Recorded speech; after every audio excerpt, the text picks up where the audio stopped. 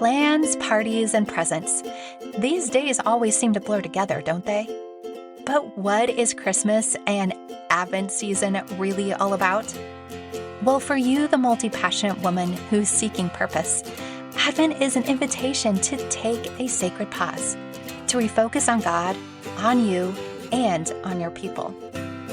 Welcome to the 9th annual Wholehearted Advent podcast series, sharing wisdom and transformation for the moments that matter most.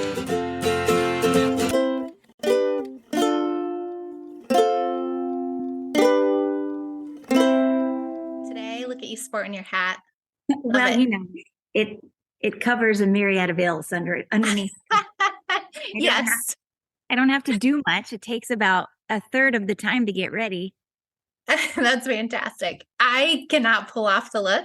Otherwise, I would employ it regularly because it is really nice. It is really nice. I have a collection that's growing. That's awesome. That's so great. I have a friend who texts me regularly to say, which hat should I be packing with me?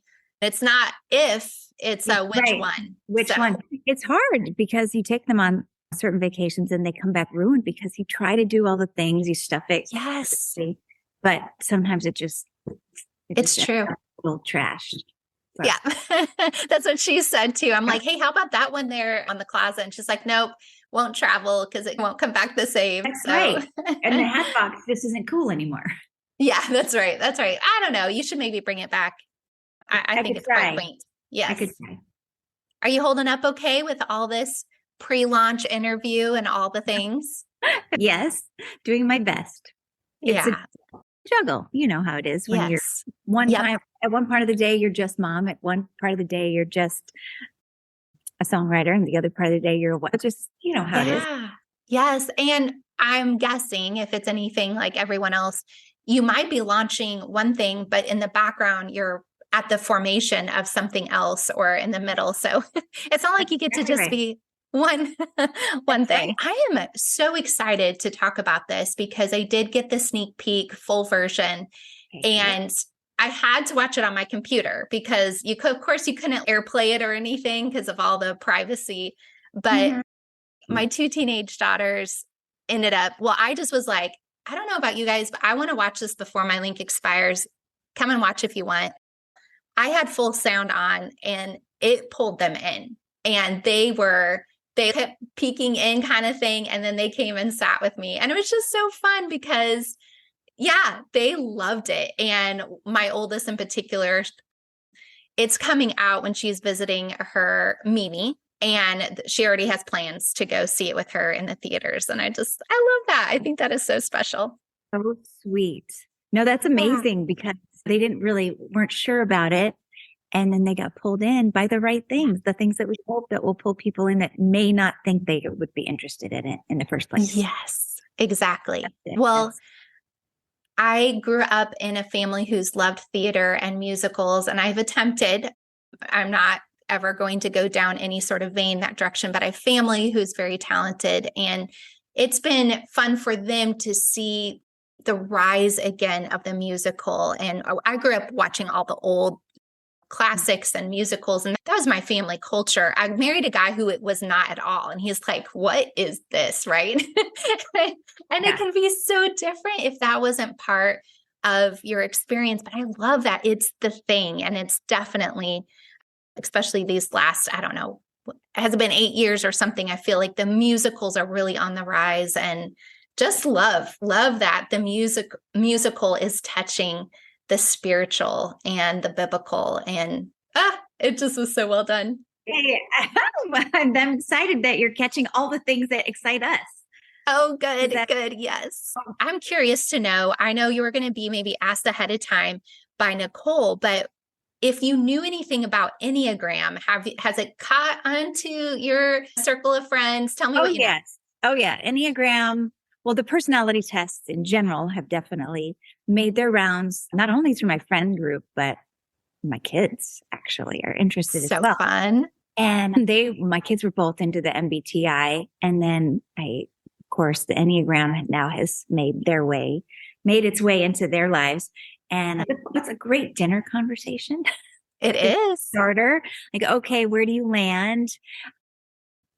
And just diving into personality is such a fascinating topic. So yeah, it's definitely something we're all interested in. That's awesome. For you, where have you landed, if you will, to use that same terminology, which I love? I'm always like, what are you trying on right now? What is your leading type? Because I'm of the thought that I really think that we hold all 9 types because we are made in the image of our creator, who is all of those and more, right? But there's one that tends to lead the charge, lead the motivations, lead the desires. And I do think that at any given point in time, I feel like there are stages to our lives. Like I always go back to one thing that my kids and I discuss a lot. Well, before kids, I was this person. And after kids, I'm this person.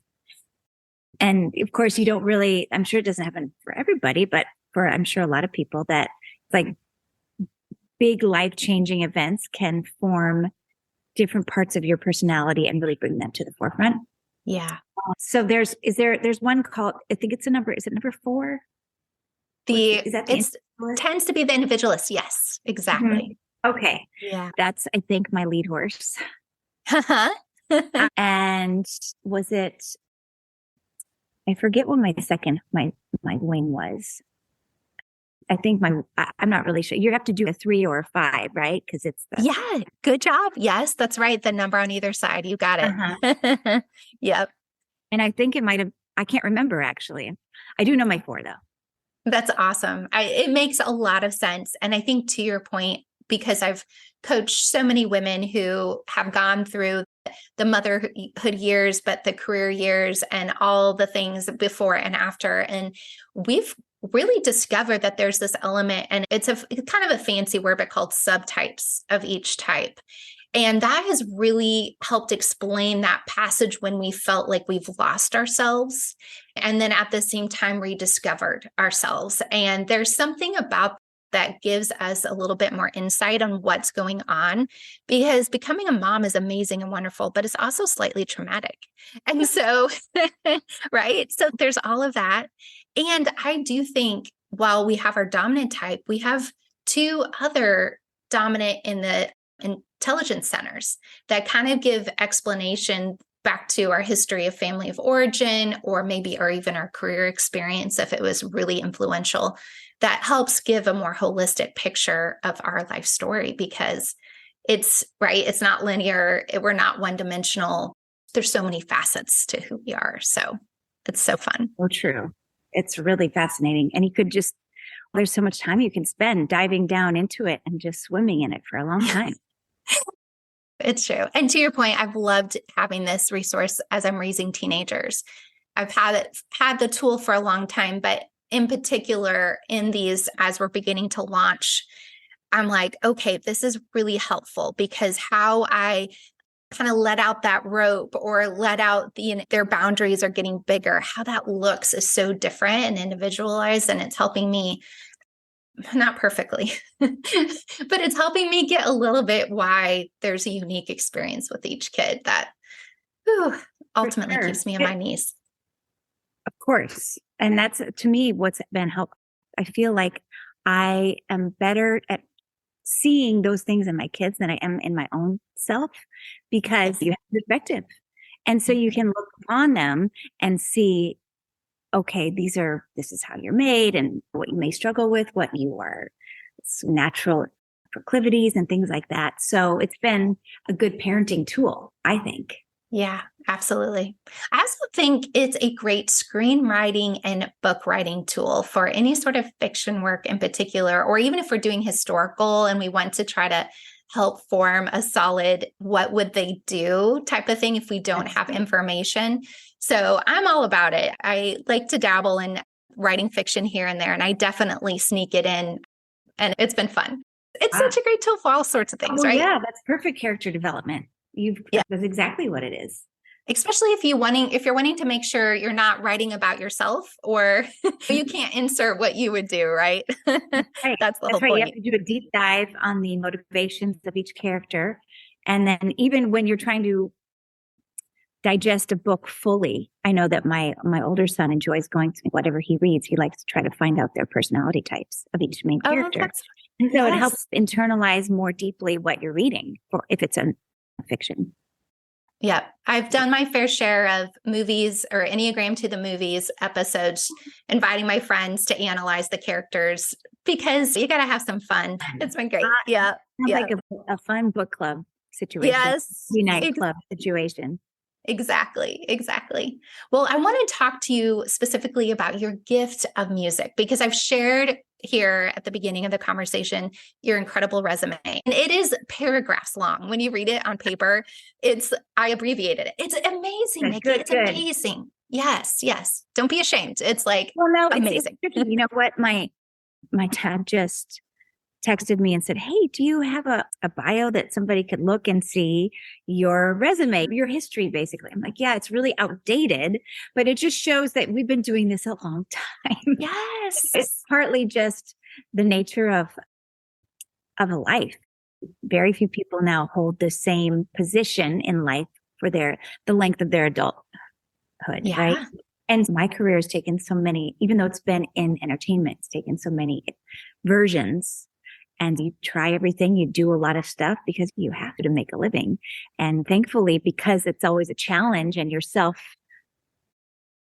self-employed, you have to become skilled at a variety of things and just keep trying and just keep creating. And I have this, not my main skill, I say, is just perseverance. Yes. Because that's really like at the base of all things. I'd say I have my biggest talent is in not giving up. Nikki, I am so glad you brought this up because that was the same exact takeaway I had with looking at your resume. It was going, this girl has been in this in the long haul. And I have conversations with entrepreneurs all the time. I coach coaches, and that's a lot of my focus. And I have said, like, a realtor is all about location, location, location. Entrepreneurship is about perseverance, perseverance, perseverance. Mm-hmm. And it's never linear. It is a squiggly line. It is all over the place. And to your point, look at what you've been able to do. And I'm sure where you went in is not where you thought you were going to end up. But here you are with such incredible projects. You know, it's fascinating to always look back and, okay, where did I think I would end up as an adult, like as a real adult? My trajectory started as a teenager when I thought I was going to be a recording artist. And I did achieve that goal early on, but based on personality types. Right. That plus different events, you realize this is actually not a good fit. Obviously I still use my voice. I still sing. Yeah. But being more in the background is definitely more my comfort zone. As you are, exposed to the industry, you just, like I said, you keep creating and trying. And my passion for songwriting really started to take front seat.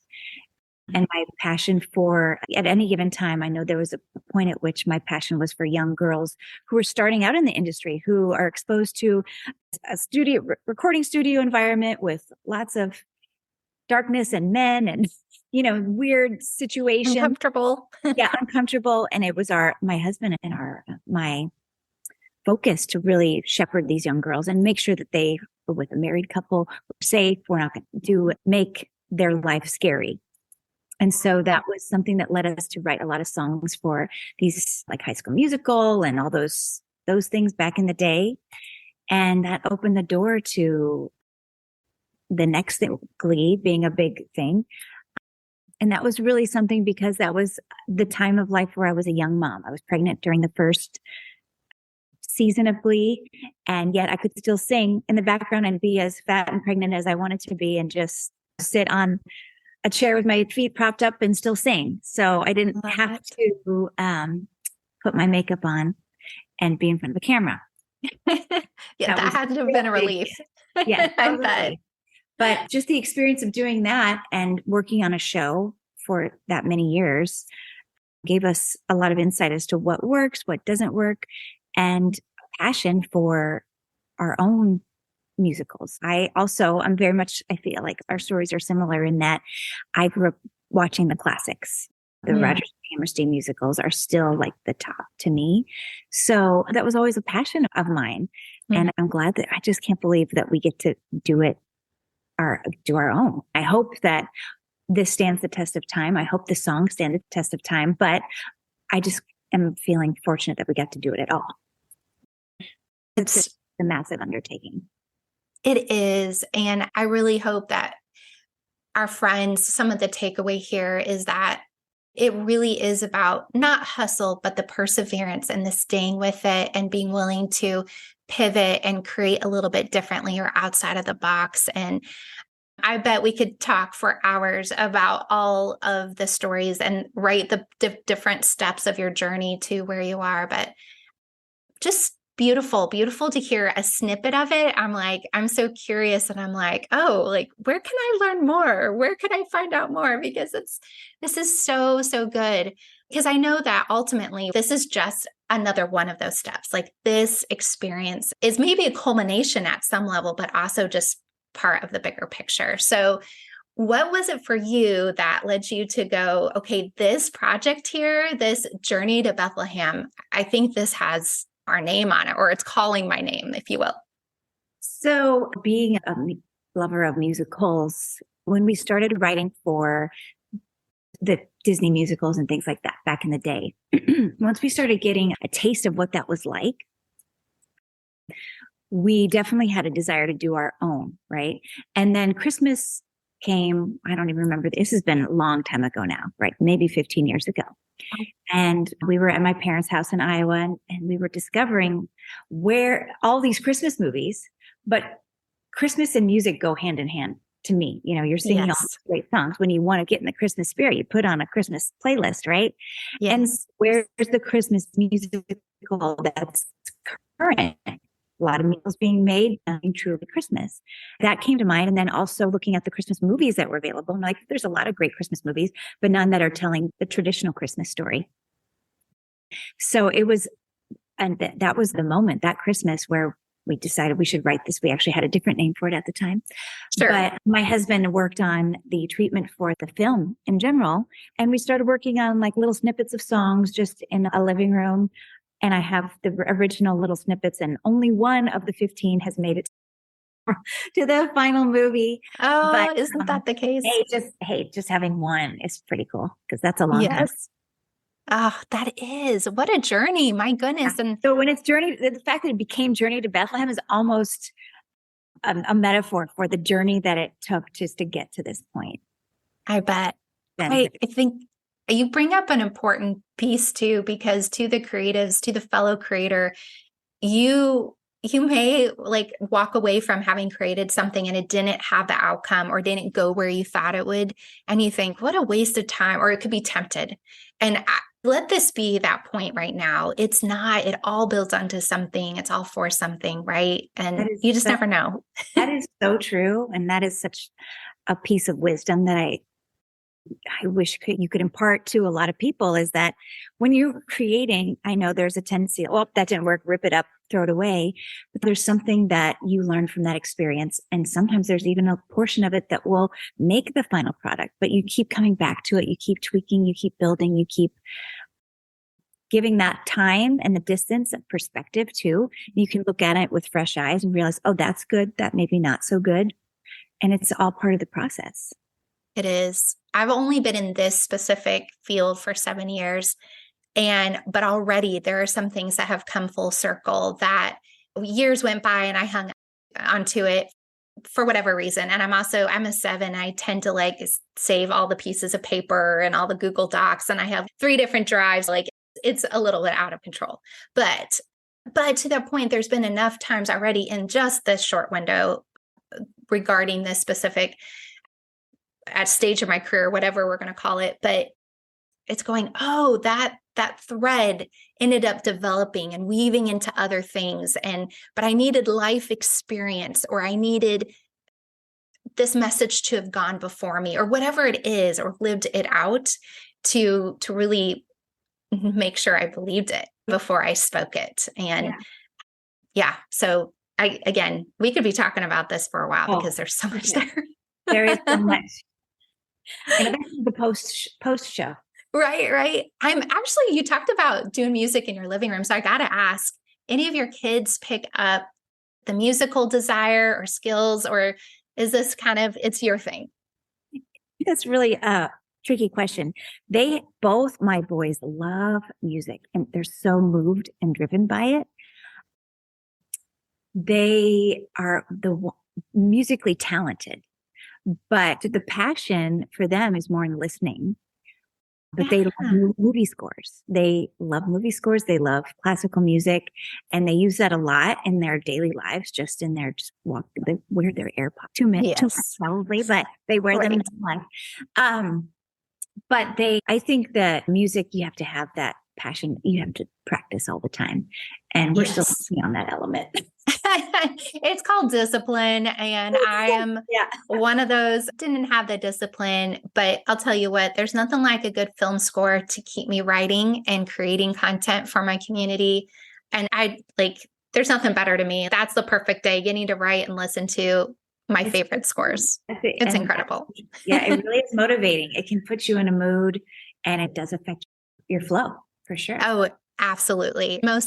All of it, I think, ultimately comes from the creator himself, but there are certain ones in particular that I'm like, that just touches your spirit in a different way, and I'm not just saying this, as my girls and I watched the film and took in the score and the words, we were getting goosebumps, like as in a good moved. And already my oldest, who were very similar, she was like, okay, where can I get this album? I can't wait to listen to that and listen to it. And she totally will.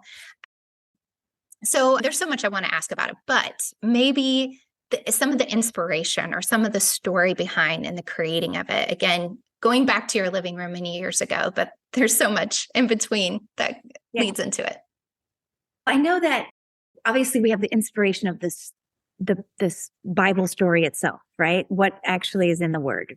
So there are certain things that we need to write about based on that story.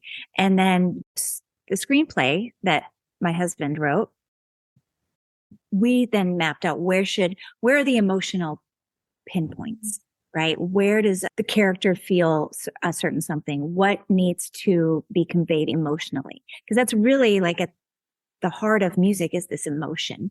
And I know it's an element to musicals that I think is so important, just to have a song for a song's sake, or just to have a song to move the story forward is, I think it's frivolous in really quality musicals.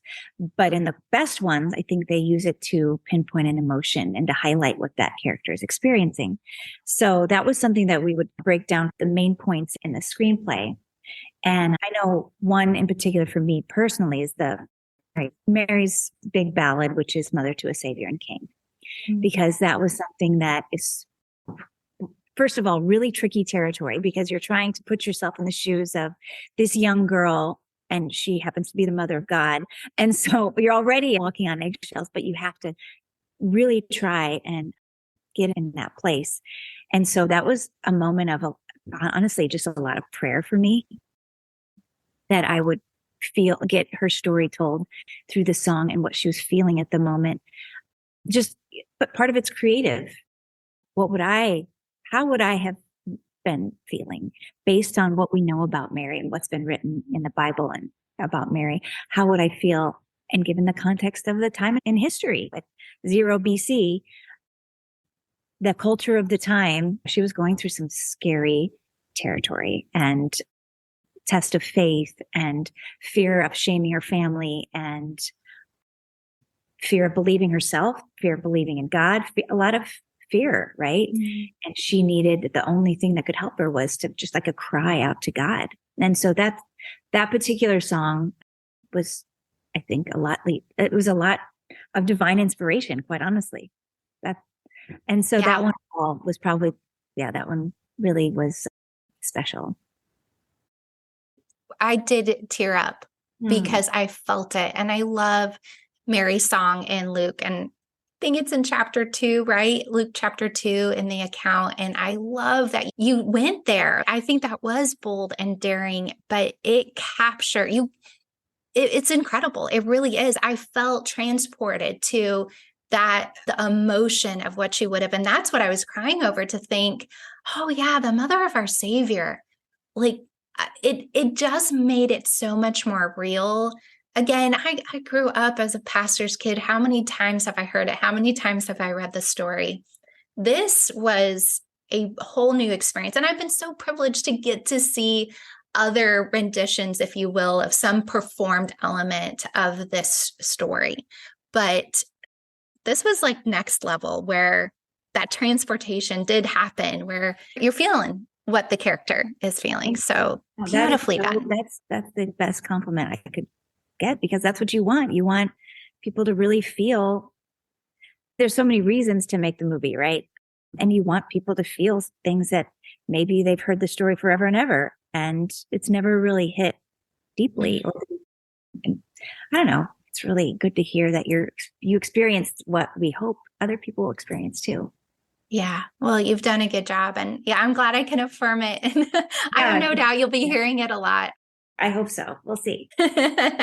Yes. I can't wait. I can't wait for my friends to get to experience what I've experienced. And okay, there's two more questions that I want to ask. One, just talk a minute about working with your husband on a project like this, because that can be like really terrible or really wonderful. And yet it seems like God put you all together. I mean, perfect gift set, like pretty great. Yes, we do have a chemistry.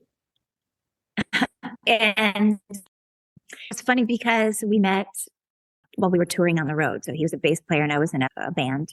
And so we started our whole journey as a couple working together. And we've done that, and that's something that works for us. But we do tend to, it's because you're so comfortable with one another, you do fight more. And that's just something that we've learned, that the more we're fighting, the better product we're getting. That's awesome. It's like, who else can you be that honest with if you don't like something? Because for us, it's a collaborative experience. We're writing the song together. If somebody says something and I don't like it, or if I come up with a melody and the other person doesn't like it, you're going to be like hemming and hawing. Oh, it was good, but, and then there's all this wasted time. Why? Just dive in and say, I don't like it. And so that's what ends up happening with us. I bet. It's like, there's no holding back, no people pleasing. It's exactly what you think. That's right. That's reaction. Exactly it. So it's tricky territory. And the older we get and the more we do it, we might be maybe a little harsher than we were at the beginning, but I think it's getting good. It's getting good results. It's just the key. Once we're done, can we just go to the kitchen and have dinner? And, yes. We got to put it to the side. And now we're just normal husband, wife. Yeah. That would take some intentionality and discipline for sure to table it. It's bad enough. I talk about work on date night and I have to, and my husband has nothing to do with that. He's in forestry. And so we're not talking the same language. So I can imagine. Right. That's exactly right. It's a language. Like each slice of life has its own little language. And so that's right. Going to school. Yes. Oh, I love it. Obviously, the synergy of you all working together, the momentum has been a good thing and it's growing and getting better. What is maybe either a special behind the scene situation or just about the movie itself that you want to talk about? Okay. So something interesting is that this movie, for some reason, we were here. It's a Bible musical. It's a hard sell it has been and was a hard sell for a lot for people to grasp and think it was worthy of doing at all. And we've gone through a lot of really close calls for the last 10 years. It's been with one go up to the line and then back again. But this time, what we recognized is that it's not a big budget movie, but what happened is that so many people came onto the film and it was almost like out of our control. There's a lot of things that happened that made the movie amazing, that were not typical for a first-time director like my husband, a smaller budget. All these things were very unique, that we would be able to get Antonio Banderas, that we were able to get that mix engineer, that we were able to get a certain production company and locations in Spain, beautiful locations where like Lawrence of Arabia was shot. There's some like unique, miraculous things that we recognize would not have happened just by our little tiny hands here.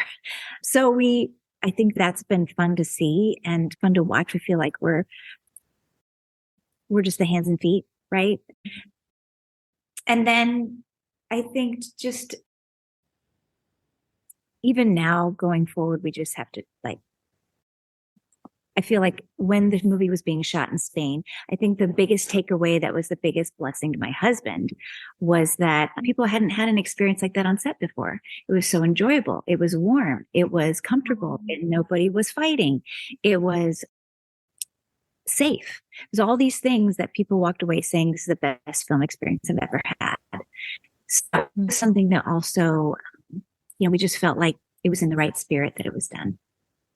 That's incredible, Nikki. It's a but God kind of story. And then you had alluded to creating that safe place, if you will, for young girls early in their career. And you and your husband have carried that mantle to have that transported on set in a foreign country, out of element, and obviously to create a different experience than what others had gone through before. That is just so cool. That's worth celebrating. I'm celebrating. Celebrate the different victories, the ones nobody sees. Yeah.